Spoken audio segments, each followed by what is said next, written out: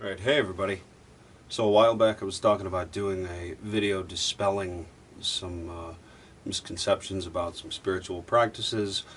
It started with astrology. I got some feedback from you guys, so I'm going to add a couple other things in there. Now, the biggest myth, or misconception, I should say, when it comes to things like astrology, and I even as recently as this week heard this, the gravity of planets don't affect us here on Earth. Barring the moon. My response to that is, you're absolutely right. It's a good thing astrology is not based on that whatsoever. Astrology is based on the seasons. We use planets as a language. We're talking about patterns. So people say, like, the sky changes, planets, stars burn out, the Earth changes, tilts on its axis, the sky, it's not the same sky it was 1,000 years ago. You're absolutely right. That's why it's a fixed system. It's a language. The language describes the seasonal effects people here on Earth. So we say that, when a planet is in a certain place, these are the qualities that come about. The planet doesn't imbue people with these qualities. The planet is just a linguistic tool to describe certain qualities based on seasonal and yearly patterns here. Another misconception is horoscopes, things like that. Horoscopes are not at all an accurate representation of astrology. Not one bit. If you took a horoscope that's a couple paragraphs long, change that to something that's about 20 pages long, you might be able to delve into or get into an aspect of your chart at most. But you are not just your sun sign. People say, well, I'm a Taurus, I'm nothing like a Taurus. I'm a Libra, I'm nothing like a Libra. It doesn't fit me at all, it's not my personality. Well, your sun sign isn't your personality. And I will show you this.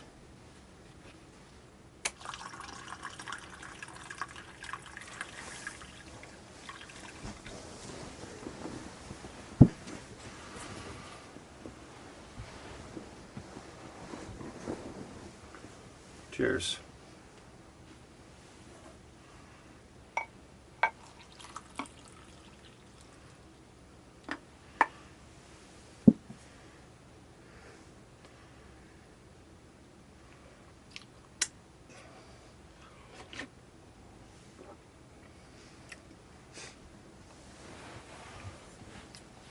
So, those of you who know me as a spiritualist probably feel me more Piscean, like a Pisces.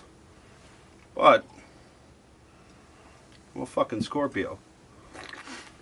Your ascendant is your personality. When we look at a birth chart, we look at your ascendant, we look at the sun. Then, of course, there's your mind, your heart, the way you relate to others, your soul, your baggage, your path, your evolution, your wound, your scarring, and I can go on and on and on. All of these are represented by planets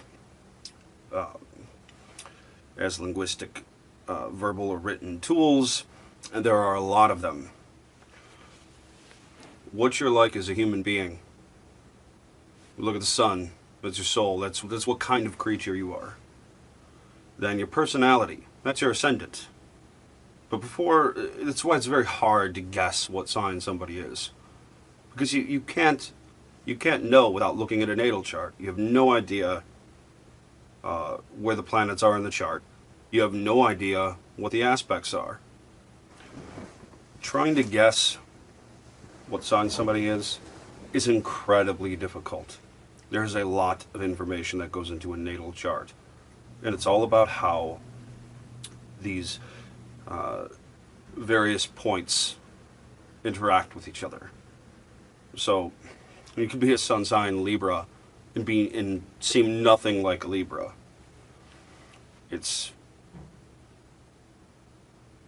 There's nothing simple about the interpretation. It's time consuming, it's a lot of math, it's a lot of work. That's why when you read a horoscope in the paper, it's nothing. It's a piece of meaningless fluff. It's like trying to study math and then opening up a book that says 2. That's the equivalent. That's not an embellishment.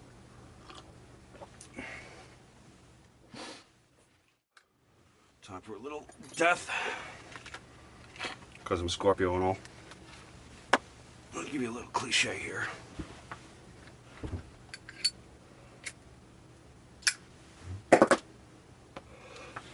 So, big misconception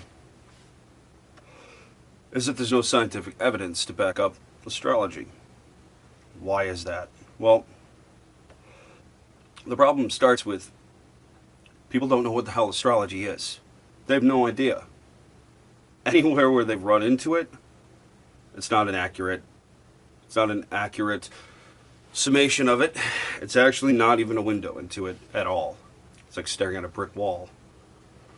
I mean, most of you watching this probably think that when astrologers see, Mars is in Aquarius, that means you're going to be blah, blah, blah, blah, that they think it's because of Mars. But somehow, that red rock next in line from the sun is somehow affecting the planet. And it's really insulting because as an astrologer, it's like being looked at and said, you're one of those people that think the earth is flat. You don't believe in science. Well, yeah, I do believe in science. I love science. And I'm an empiricist. With that said, I'm going to broach a few studies. Just a few. Won't get far into them. Now, December 6th, 2010, we've got the Vanderbilt University study, which is a study of the effects of day and night on mice, actually. So, in this study, mice were born in darker conditions, and lighter conditions to mimic seasons, basically. And they realized that when a mouse is born and when it's being weaned, if it's born in a darker setting with less light, that imprint, that biorhythm, is with the mouse for life. If they're born with more light, that biorhythm is imprinted on the mouse and it's there for life. There's nothing they can do to change it. Even if they take a mouse that's been in darker settings briefly, change the settings, bring much more light into the situation, they can't change the biorhythm. Now, they assume that this probably translates to all mammals. So, there's that. That's just a starting point. We've got the 2014 study in Budapest at Semmelweis University. And this is about cyclothymic and hyperthymic temperaments, to defer to this. Now, cyclothymic temperament is characterized by rapid, frequent mood swings between sad and cheerful moods. Now, this was found to be much more significant with people born in the summer. Now, I'm generalizing here, but if you know any cancers, you know how warm they can be. You can also know, you probably already know what kinds of sons of bitches they can be too. Right? Pissy people. Really sensitive. Maybe you know a Leo. They're hilarious. Their highs are really high. They're fun to be around. Most of the time. Also, they're brats. Total brats. But, Geminis. Geminis. There's another one. promised myself I wouldn't go into the signs like this, but I can't help myself. If any of you know any Geminis, or if you know one Gemini, then you know 10 Geminis because they're 10 fucking people. Mood swings? You know what I'm talking about. And if you don't, go find a Gemini. Spend some time. Get real close. They're adorable, they are wonderful, and they are downright horrible. That's why the whole, idea of polarity, the idea that Gemini yields extreme opposites in mood. That October 22nd study in Budapest also says if you're born in June, it's characterized by extreme sad, extremely cheerful moods. But you're more likely to be cheerful more of the time. We've got the Hamamatsu study, which was done in Japan. The birth cohort for mothers and children. Now, seasons of birth were categorized into winter, December, January, February, spring, March, April, May, summer, June, July, August, and autumn, September, October, November, with November kind of being a cusp month. At 18 months of age, effortful control was assessed using the Early Childhood Behavior Questionnaire, and aggression was measured using the Cardiff Infant Contentiousness Scale. Structural equation modeling analysis with measurement and structural equations was conducted to test our predictions. Now, the results. Effort control was higher in infants born in the spring, significantly. Also the summer than those born in the winter. Aggression was lower in the spring than those born in the winter. I could go further into the study, into the details of it, but you can find the study. You can read about this. But I can tell you flat out, it doesn't fly in the face of astrology at all. It actually lines up, I don't want to say perfectly, but there is no point of contention between the two about the findings, as with all the other studies done. The Hamamatsu study was very important because, it speaks to the development of children, particularly infants, actually, where we begin, how we begin. So now what it found was that these qualities and these likelihoods are there from the start as infants. It was very important. The findings suggest that the season of birth may in fact determine the development of emotional and behavioral regulation skills during early infancy. All right. Now I get to be a real Scorpio about things. Congratulations, Time Magazine. You are the suck. You just fucking blew it. It's terrible because it is a wonderful article and you had to take a shot. Asshole. So, Time Magazine wrote a great piece, and they did their homework too. Now, this is all really ironic. Time Magazine, in an effort to retain credibility, begins our article taking jabs at astrology, exclaiming that it's bunk, and that planetary motion affecting people is hogwash. What follows then is a statement to the effect of, even though astrology is bullshit, there seems to be a very strong correlation with the month and season pertaining to personality types. Thank you, Time Magazine, for accidentally supporting what all modern astrologers believe. Ass. Spring, congratulations, March, April, May babies. You score high on the hyperthymia scale, which is actually good. Hyperthymia is general optimism, the ability to see every down as a prelude to an up, every market crash is a run up to a boom.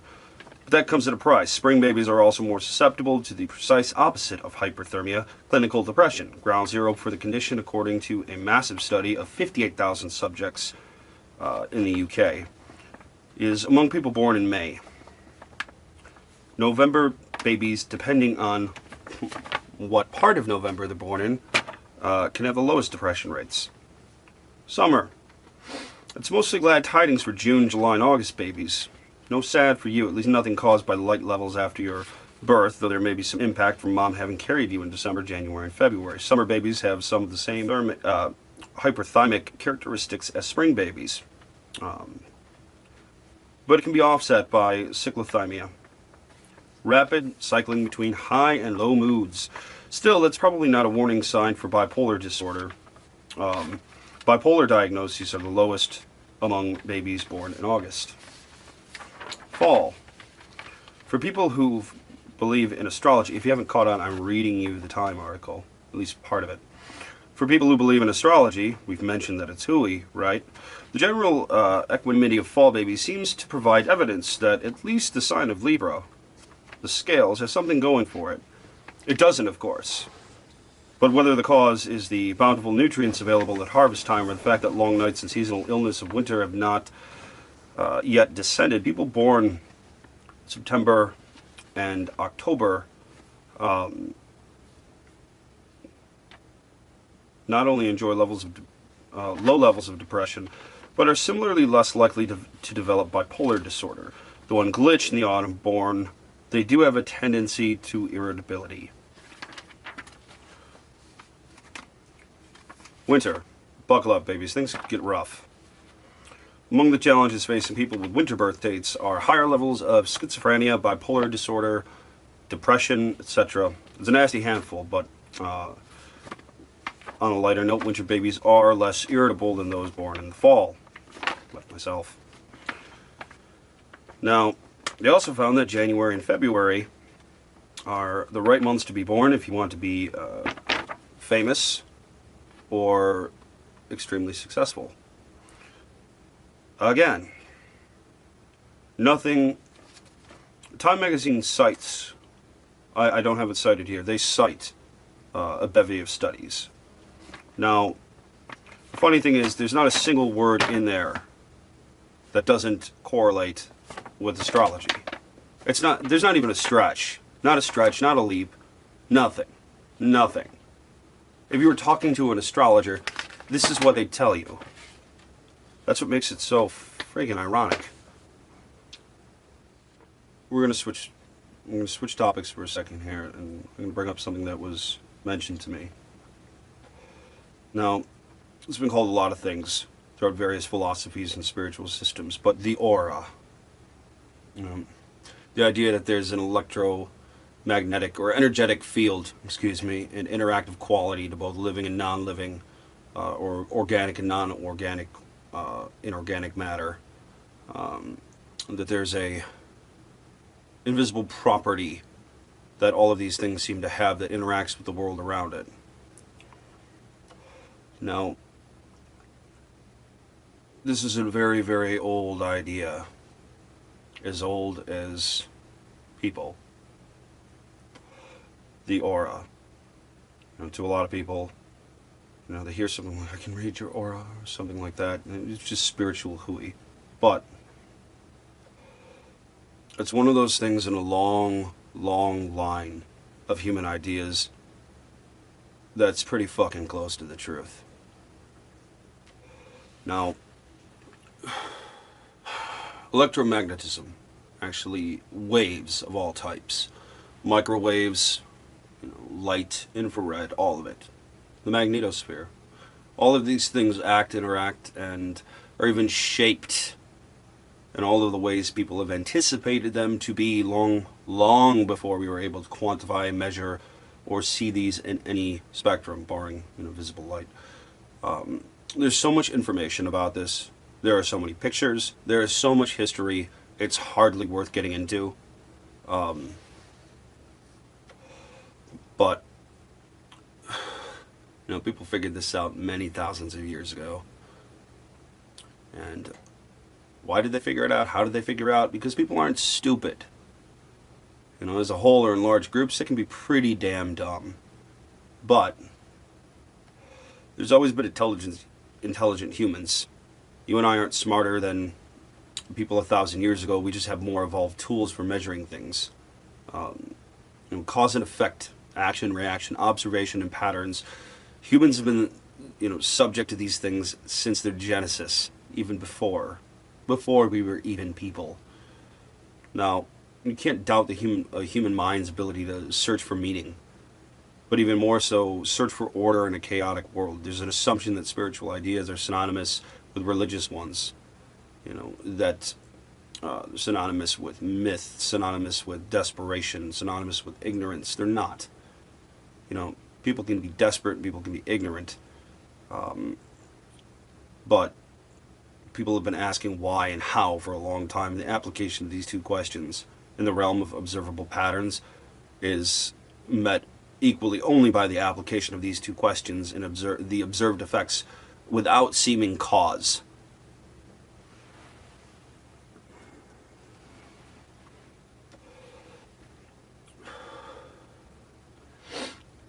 To jump off of this, or to piggyback off of this, I should say, crystals and stones. This is a tough one. You know, there's an endless world of BS when it comes to crystals and stones. But does color affect us? Yes. Does texture affect us? Yes. Do objects that bring us joy elicit a chemical reaction? Yes. Do stones, my apologies, crystals carry magnetic properties? Yes. I need to refill my coffee. 1 second. Do these magnetic properties affect us on a biological level or an atomic one? Yes. Can anisotropic crystals block or absorb radiation or waves? Yes.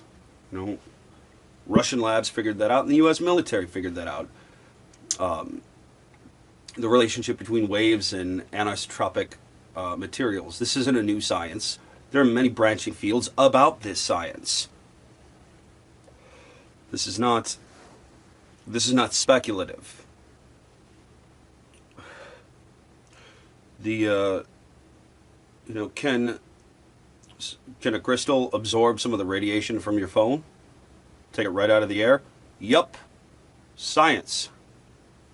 Hard science. Now, there are a few, and I stress, a few things to consider here.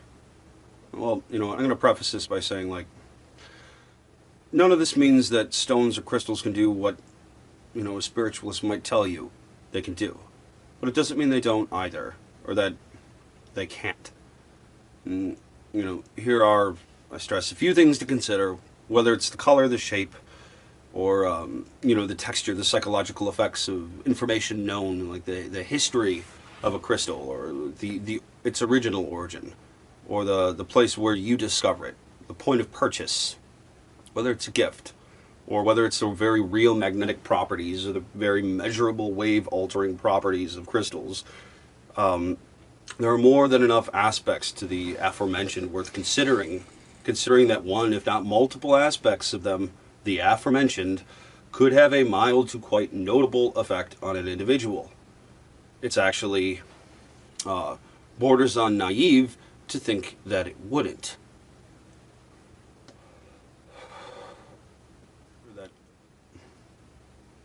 Let me walk that back. Let me calm down. It's not naive to think that somebody could be oblivious to all of these things.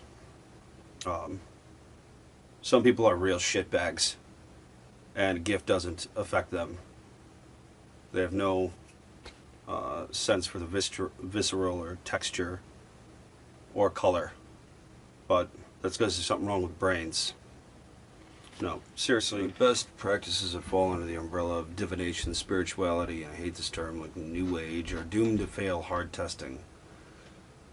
These things are tethered so heavily to human behavior, psychologies, thank you dogs, sociology, not to exclude biology. They're vast, they carry many, many variables The nuclear family, varying cultures, current culture, politics, societal conditioning, pop culture, acceptance, unacceptable standards and practices, acceptable standards and practices, and of course the completely unfathomable effect of unyielding stimuli on an unprecedented level. This creates an incalculable amount of fucking variables. And this whole thing is not trying to confirm what I believe to be true. Everything said in this is to speak of the failures in disproving it, really. More specifically, like, when attempting to disprove these things, those attempting, to invalidate or just relegate things to pseudoscience take no care in any of the specifics that any other testing would require. Nobody wants these things to be anything but pseudoscience. Few do real studies about these things. These pseudosciences get mentioned in passing. It just so happens when it comes to astrology, a lot of studies are unknowingly lending credence to it. It seems to be such a resolve at keeping things as a pseudoscience. And there's a lot of resolve to keep what people view as pseudosciences to just that. Now, as much as I abhor that term, or to use it, take a pseudoscience like astrology. Now, what would you do? You the public. What would any of you watching this video do if you were to actually seek the publications that I mentioned, or even the other studies that talk about seasonal effects? What would you do if you found out that you are predisposed to personality types, disorders, types of behaviors, patterns of thinking, ways of acting and relating to the rest of the world? Would you use the knowledge of these things to free yourself from any negative limitations?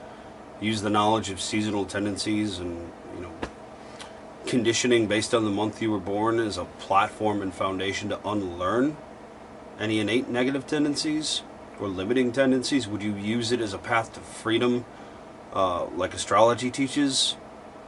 Or would you just dismiss it? Say, shrug it off. The evidence is extremely compelling. Would you shrug your shoulders and just continue on? Would you fight against the findings? Would your ego rebel and have you say, like, I can do whatever I want. I'm my own man or woman. I have free will. I'm in control of myself. People are responsible for themselves. Everyone's equal in that sense. No one likes feeling limited. So I know most of you will disregard this and request like a novel full of information, novels of evidence, and more information to back up some of the remarks that I've said. And honestly, that's much farther than I'm willing to go with this. If somebody wants to learn about something, message me. Want me to make a video that actually goes into explaining any one of these things? I'll happily do it.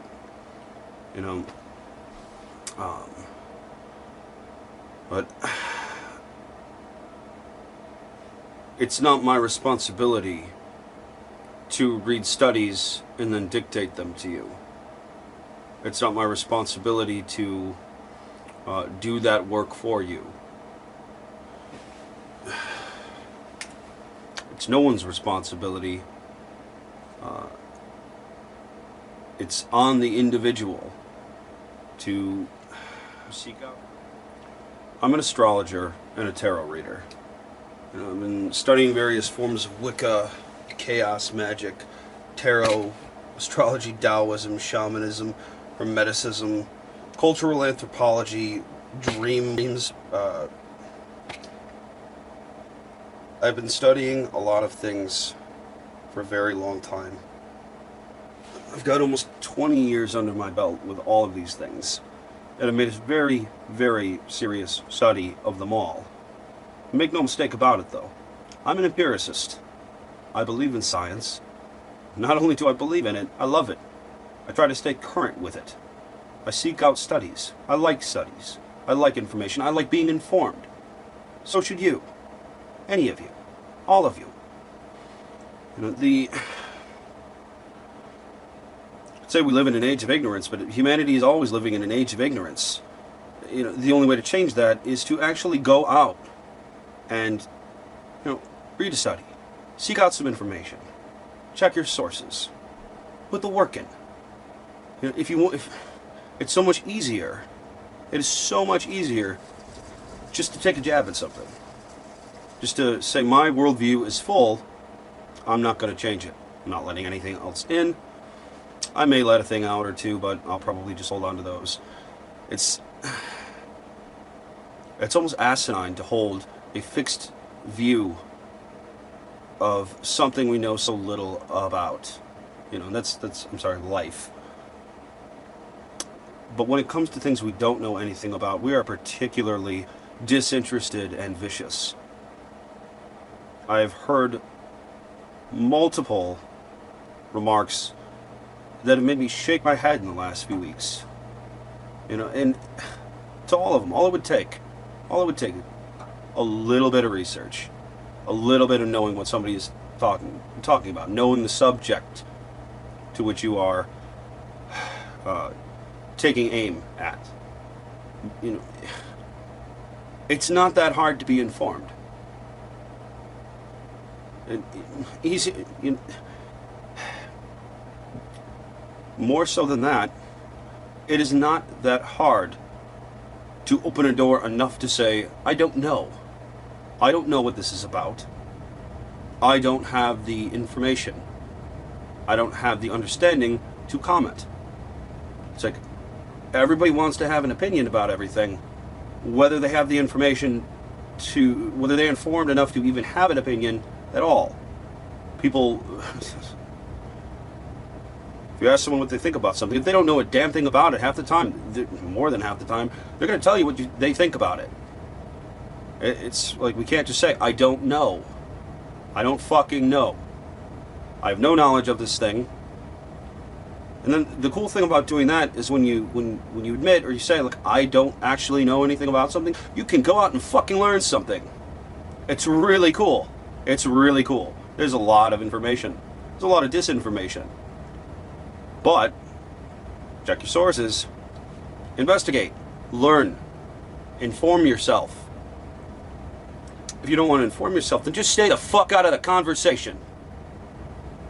How's that for Scorpio? Very good. Thank you, Chris. You're welcome.